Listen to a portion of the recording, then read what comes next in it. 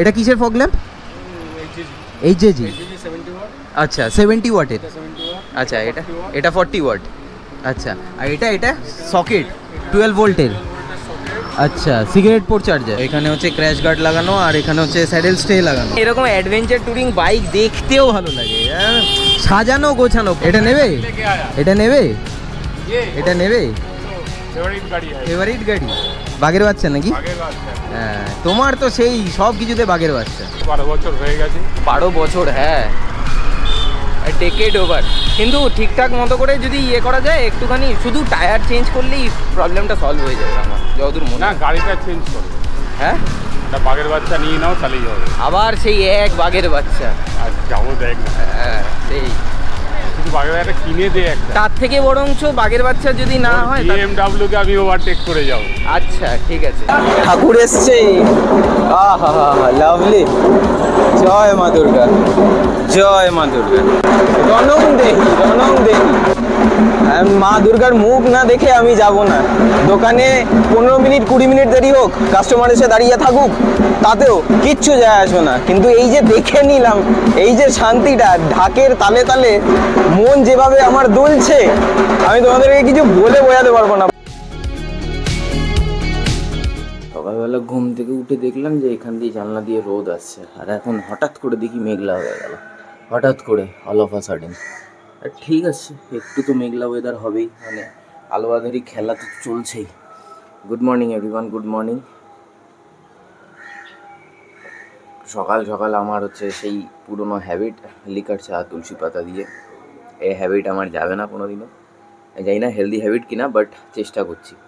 আর আস্তে আস্তে ধীরে ধীরে চায়ে চিনি খাওয়াটাও বন্ধ করছি, যাতে পরবর্তীকালে 40-50 বছরের যে দশকটা আমি কাটাবো আমার বয়সের, সেই বয়সটা যেন আমার সুন্দর থাকে, মানে যেন নিরোগী আমি থাকতে পারি আর কি।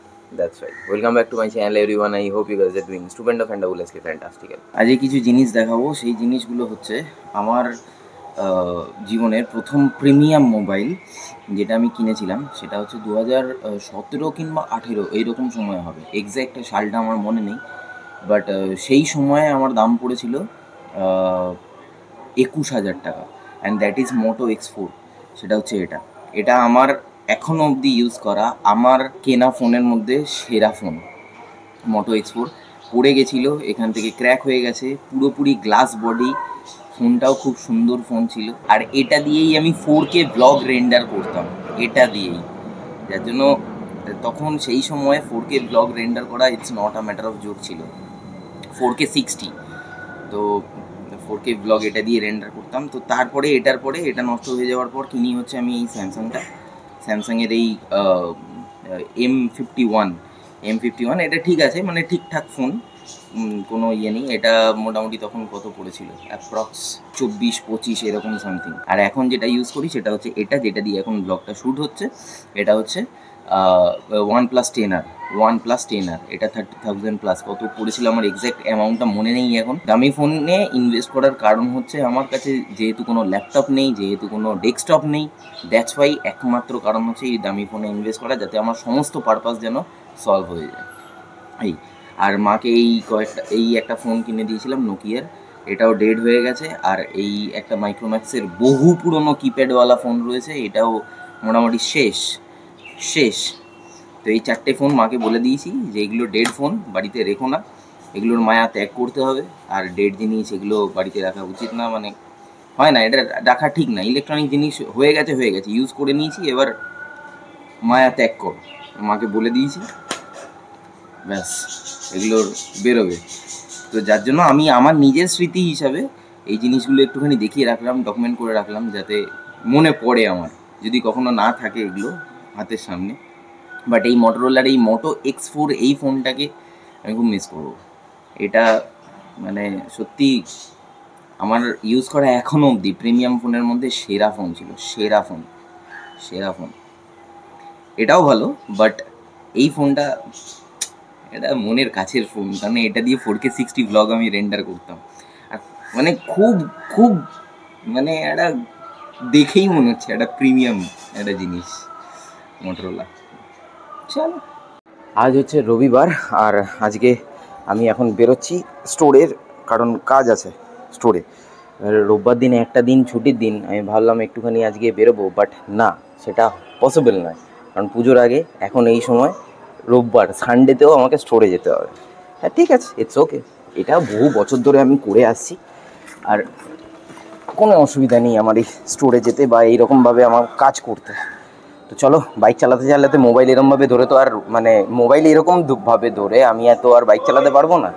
সো একেবারে স্টোরে যাই, তারপরে কথা হচ্ছে। হ্যাঁ হ্যাঁ ঠিক আছে, ওকে ওকে, বস বস বস, রাখছি তাহলে। যেমন সকালবেলা ঘুম থেকে উঠে বলছিলাম যে রোদ ঝলমলে ওয়েদার, এবার দেখো রোদ, দেখো আহা, কতদিন বাদে আশ্বিন মাসের রোদ দেখতে পাচ্ছি। যদিও আকাশে এখন পেঁজা তুলোর মতো মেঘ ভেসে বেড়াচ্ছে, খুবই কম, কিন্তু তবুও আশ্বিন মাসের মানে শরতের আকাশ দেখতে তো অন্যরকম লাগে। মানে আমি ক্যামেরাটা অন করে দেখেছি, একটা ফোন এসেছিল যেমনটা দেখছিলে, আর দাদা এসছে বারাসাত থেকে। দাদার সাথে, দাদা হাই হ্যালো করে দাও। হাই, বারাসাত থেকে আসছি, ওর কাছে এসছি, অনেক দামি কিছু পাওয়ার আছে। সবে পুজো আসছে, হ্যাপি পূজা, অ্যাডভান্স হ্যাপি পূজা সবাইকে। ঠিক ঠিক ঠিক। আমার যে চশমাটা তৈরি করা হয়েছে, ও খুব সুন্দরভাবে তৈরি করেছে, কিন্তু ছোট্ট ওটা একটা একটু প্রবলেম আছে, সেটাকে অ্যাডজাস্টমেন্ট। প্রবলেমটা আর কিছুই নাই, মানে দাদা 14 বছর ধরে এই মেটাল ফ্রেমের চশমা পড়েছে, এবার আমার সাজেশনে সেলুলয়েড ফ্রেমে কনভার্ট হয়েছে, তো ওই ফ্রেম কনভার্সনের জন্য ওটার একটুখানি অ্যাডজাস্টমেন্টের একটা ইয়ে থাকে। তো যাই হোক, সেটা তো করবোই। আর দাদা যাচ্ছে হচ্ছে অরুণাচল প্রদেশ। কবে যাচ্ছ? 2 তারিখে বেরিয়ে যাবো। 2 তারিখ, 20 দিনের ট্যুর আছে। 20 দিনের ট্যুর আছে, আরে lovely. Extreme north east. Extreme north east, Kaho অবধি যাবো। কাহো, হ্যাঁ কাহো। মেইন উদ্দেশ্য হচ্ছে সূর্যোদয় দেখা। আচ্ছা, প্রথম সূর্যোদয়, হ্যাঁ মানে ওই সাইডটা থেকে, পূর্ব দিকে একদম এক্সট্রিম ইস্ট। সুইজারল্যান্ড বলে, ইন্ডিয়া সুইজারল্যান্ড বলে বিখ্যাত মেচুকা এন্ড অনিনি আছে। আনিনি খুব ভালো, দারুণ ট্রিপ হবে, দারুণ। এই হচ্ছে দাদার বাইক, হ্যাঁ হ্যাঁ হিমালয়ান, আবার লাইটে আবার কভার পড়ানো রয়েছে, এটা লাভলি। দাদার ইউটিউব চ্যানেল হচ্ছে এটা, দেখে নাও। ওহো, এসি থেকে বেরিয়েছে, পুরো একদম ঝাপসা হয়ে গেছে। এবারে আই থিঙ্ক ঠিক আছে। হ্যাঁ বাবা, অনেক কিছু সেটআপ বানানো, এখানে ফগ ল্যাম্প 4খানা ফগ ল্যাম্প। এটা কিসের ফগ ল্যাম্প? এইচজেজি। আচ্ছা 70 ওয়াটের। আচ্ছা এটা 40 ওয়াট। আচ্ছা, আর এটা সকেট 12 ভোল্টের। আচ্ছা, সিগারেট পোর্ট চার্জার। হ্যাঁ, আচ্ছা হ্যাঁ হ্যাঁ, হ্যাঁ এটা মোবাইল মাউন্ট রয়েছে। আচ্ছা, এটা চার্জেবল মাউন্ট, ওকে। হ্যাঁ হ্যাঁ, তবে পুরনো হিমালয়ানের একটা জিনিস আছে, এই যে ককপিট যেটা লাগে না, এটা দেখতে কিন্তু খুব সুন্দর লাগে। ভালো, কিন্তু আরেকটু ইনফরমেশন হলে ভালো হতো। এর সবথেকে বেশি ব্যাকগ্রাউন্ডের যেটা হচ্ছে, সেটা হচ্ছে তোমার ফুয়েল কতটা আছে সেটা দেয় না। আচ্ছা, সেটা দেয় না, তো সেটা হচ্ছে খুব প্রবলেম। আর এই ফুয়েল, এটা সেন্সরটা বাজে, ফুয়েল সেন্সরটা বাজে। এটা এখানে হচ্ছে ক্র্যাশ গার্ড লাগানো, আর এখানে হচ্ছে স্যাডেল স্টে লাগানো, টপ র্যাক। হ্যাঁ, মানে এরকম অ্যাডভেঞ্চার ট্যুরিং বাইক দেখতেও ভালো লাগে, সাজানো গোছানো, পরিপাটি যাকে বলে, একেবারে একদম পরিপাটি একটা বাইক। না, আমার জিনিসপত্র সাজাতে ভালো লাগে, সাজিয়ে গুছিয়ে চলো। ঠিক, না হলে একটা ট্রাই হলো না, সেটা তো ভবিষ্যৎ, আগে তো ট্রাই করাই আছে। হ্যাঁ, মানে যত্ন নেওয়াটাও একটা দরকার, মানে দেখেও ভালো লাগে। হ্যাঁ, এটা নেবে ফেভারিট গাড়ি, বাঘের বাচ্চা নাকি? হ্যাঁ, তোমার তো সেই সব কিছুতে বাঘের বাচ্চা। আর সব থেকে বড় কথা হচ্ছে এখানে ওয়াটার হোল্ডার, এটা খুব ইম্পর্টেন্ট। এটা খুব ইম্পর্টেন্ট। অনেকক্ষণ ধরে গল্প হয়েছে দাদার সাথে, অনেক কিছু জিনিসপত্র গল্প হলো।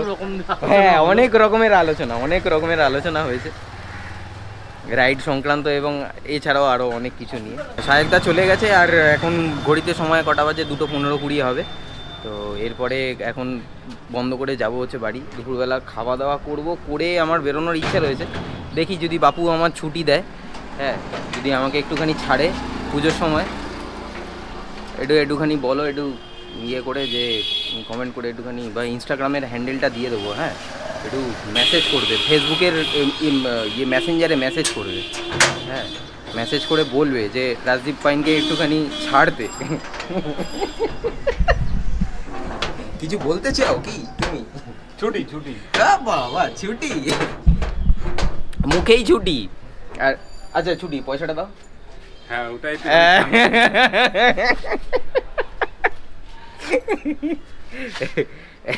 না অনেকেই এই জিনিসটা খুব রিলেট করতে পারে জানো তো বাবা।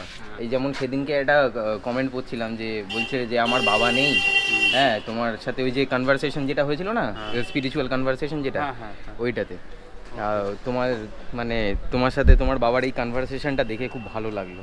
মানে কত সুন্দর ভালো লাগে, মানে আমারও ভালো লাগে এই ধরনের মানে মানে এক ভাই যে রিলেট করতে পেরেছে, আমাদের বাবা ছেলের যে কেমিস্ট্রি, যে রসায়নটাকে তোমরা রিলেট করতে পেরেছো, এটা অনেক বড় ব্যাপার। গাড়ি টানছে না, গাড়ি টানছে না কারণ গাড়ি গিয়ারে রয়েছে বেশি, সেই কারণে। না না না ইয়েটা চেঞ্জ করতে হবে, টায়ারটা চেঞ্জ করতে হবে, টায়ারের একটু প্রবলেম আছে না, টায়ারটা তো চেঞ্জ করা হয়নি এখন। সকালে চালিয়ে দেখেছি ওটা গাড়ি টানছে না, গাড়ি টানছে না তো, কারণ আর রিজার্ভেরও যেতে পারে, সেটাও হতে পারে যে রিজার্ভে গেছে ফুয়েল, সেটাও হতে পারে, একটুখানি স্মুথনেসটা কম আছে। হ্যাঁ ঠিক আছে 12 বছর হয়ে গেছে। 12 বছর, হ্যাঁ ডেকেড ওভার।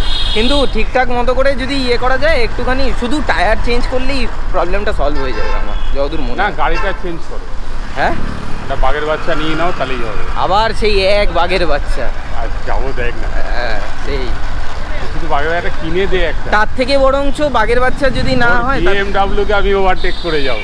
আচ্ছা ঠিক আছে, আমি তোমাকে ওভারটেক করাতে দেবো, সেটা নিয়ে কোনো চিন্তা নেই। কিন্তু বিষয়টা হচ্ছে যে বাঘের বাচ্চা না কিনে আমরা যদি একটা 4 চাকা নেই, তাহলে আমরা সপরিবারে তো যেতে পারবো, মিরাক্কেল হবে, তাই না? হ্যাঁ কারণ বাঘের বাচ্চা নিয়ে তোমার কোমর নিয়ে তুমি শুধু এই বাগুইআটি আর সাতগাছি, আর না হলে একটা গাড়ি থাকলে আমরা দূরে কোথাও যেতে পারি, ড্রাইভ তুমিও করতে পারবে আমিও করতে পারবো। আজকে হচ্ছে ভাত, এটা হচ্ছে আলু ভাজা, এটা কি করেছো? চাটনি। কিসের চাটনি এটা? আমের। আমের, আলু পটল, আর এদিকে হচ্ছে মুসুর ডাল। মুসুর ডাল হয়ে গেলেই তো খাওয়া শেষ। ভাত কমাও, ভাতটা কমাও, সব ঠিক আছে, কিন্তু ওই মুখ বেজার করে ভাত না কমিয়ে এরকম করার কোনো মানে হয় না। ভাতটা কমাও। কাল রাত্রিবেলা আমি বলেছি মা আমার হেভি জোর খিদে পেয়েছে, তারপরে মায়ের ডায়লগটা কি বলেছে বলো? খিদে তোর পায়? আমি তো জানি না যে তোর খিদে পায়। হ্যাঁ সেটাই বললাম। আচ্ছা তুই তো কোনোদিন চেয়ে খাস না, সেই টাইম দুবেলা টাইমে, দুপুরবেলা রাত্রিবেলা 3:30 4টে খাওয়া। হ্যাঁ আমাদের একটু বেলা হয় আর কি, খেতে খেতে একটুখানি বেলা হয়ে যায়, কি করা যাবে। A few hours later.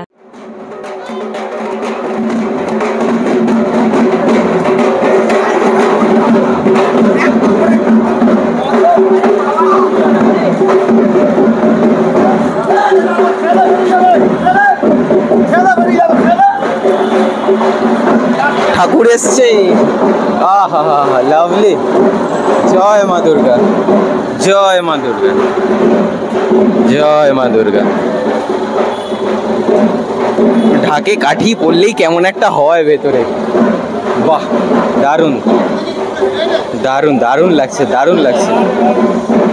দোকানে যাচ্ছিলাম আর যেতে যেতেই এখানে ঠাকুরটা দেখলাম, দেখতে পেলাম, আমার না মনটা ছটফট করে উঠলো। ঢাকের কাঠি পড়েছে আর মানে কেমন একটা হলো, মানে অদ্ভুত একটা ফিলিংস। মানে এই যে ঢাকের আওয়াজটা শুনলে ভেতর থেকে যে খুশিটা আসে না, মানে এটা টাকা দিয়েও কেনা যায় না, এটা সত্যি টাকা দিয়ে কেনা যায়। তোমাদের সাথে এই ফিলিংসটা শেয়ার না করলে হবে না, মানে আজকের দিনের ব্লগটা করাটা আমার ব্যর্থ হয়ে যাবে যদি শেয়ার না করি ফিলিংসটা। তখন মায়ের মুখটা ভালো মতো করে দেখাতে পারিনি তোমাদেরকে, তাই দাঁড়িয়ে রয়েছি এখন অবধি। লাভলি।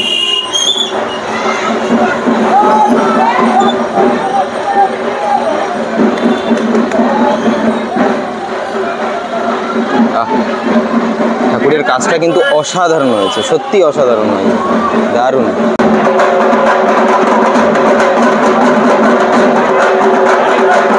রনং দেহি, রনং দেহি। ও